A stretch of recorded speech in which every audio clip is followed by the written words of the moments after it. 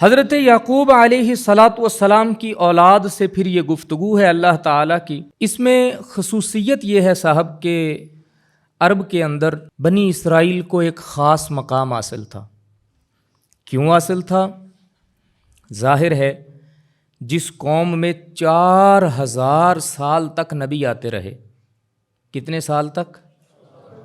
1-2 سال کی بات نہیں ہے، 4000 سال تک نبی آئے۔ بعض روایات کے اندر آتا ہے کہ تقریباً 40,000 نبی بنی اسرائیل میں ہوئے۔ پہلے اللہ کا دستور کچھ اور تھا، ایک زمانے میں کئی نبی کئی بستیوں کے اندر موجود ہوتے تھے۔ کوئی ایک نبی بستی کا نبی ہے، کوئی کسی شہر کا نبی ہے، کوئی کسی ملک کا نبی ہے، تو اس طرح علیحدہ علاقوں میں نبی ہوتے تھے۔ تو 4000 سال تک جس قوم میں نبی آتے رہے ہوں،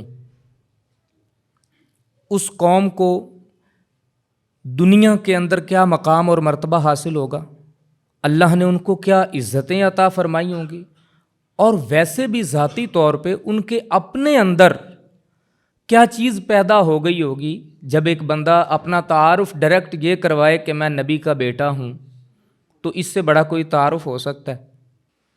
تو دنیا ان کی ایک قدر کرنے والی دنیا موجود تھی، بلکہ عرب کے جو باشندے تھے انہوں نے، بعض لوگوں نے یہ شرط لگا رکھی تھی کہ ہم اسلام اس صورت میں قبول کریں گے اگر یہودی اسلام قبول کریں۔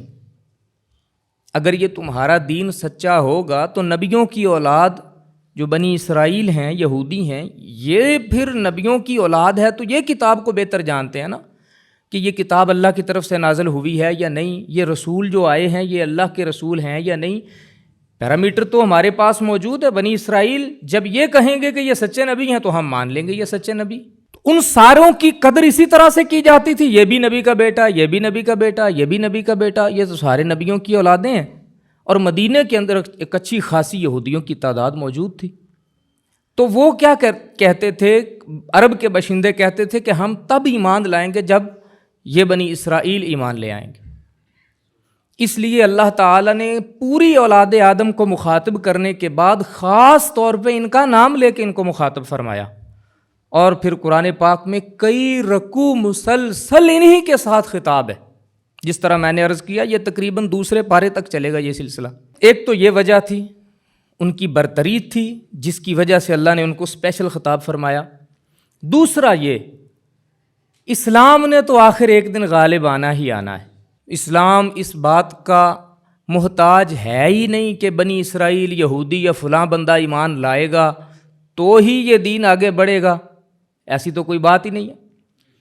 بات یہ ہے کہ اسلام نے تو آگے جانا ہی جانا ہے۔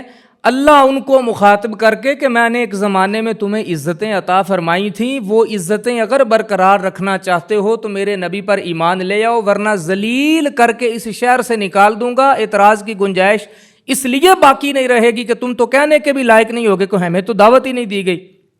میں نے نبی کی زبان سے تو کہلوایا ہی ہے تمہیں، تمہارے لیے میں نے خود کئی رکوع نازل کر دی ہیں، اس لیے اعتراض کی گنجائش باقی کوئی کہہ ہی نہیں سکتے کہ ہمیں تو پیغام ملا ہی نہیں ہے یا ہم تک یہ بات پہنچی نہیں ہے۔ تمہارا نام لے کے تمہیں بلایا گیا۔ ان کی ہٹ درمی کا بھی اظہار ہو جائے کہ اگر وہ نہ مانے تو پتہ چل جائے دنیا کو کہ اللہ نے ان کو چھوڑا نہیں تھا، اللہ نے ان سے پوری بات کی تھی۔